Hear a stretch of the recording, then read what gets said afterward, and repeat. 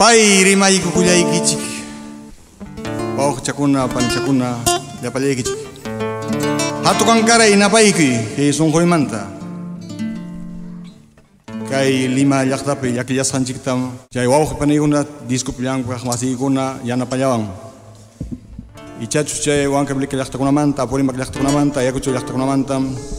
Chay kunata jonyon muchanik kiking alpa kamichik, alpa kiroang, kiking alpa yamkaj, wow genchikunao. Quiero repetir simplemente mi enorme agradecimiento al Instituto Cultural Peruano Norteamericano por este reencuentro amoroso con ustedes.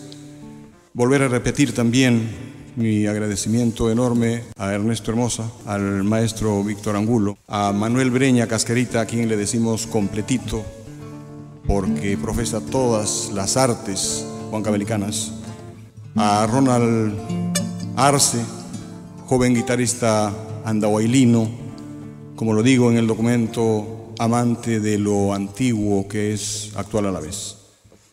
Vamos a comenzar, como lo ha señalado Ernesto, esta reunión, este reencuentro, esta hermosa serenata, con una canción que ha causado alguna polémica en internet y que se llama Zapateruy, gracias al cual hemos tenido un encuentro también feliz con los hermanos que se fueron antes que nosotros hacia otros lares. Todos hemos sido migrantes alguna vez. Quizá aspecto importante de esta canción es que nos ha permitido descubrir que quienes se fueron fuera de nuestro país también están añorando sus canciones, su música, su historia, y están pendientes de ella. Felizmente, el internet y las páginas de YouTube nos han permitido reencontrarnos con ellos. Para todos ustedes, entonces, Zapateruy.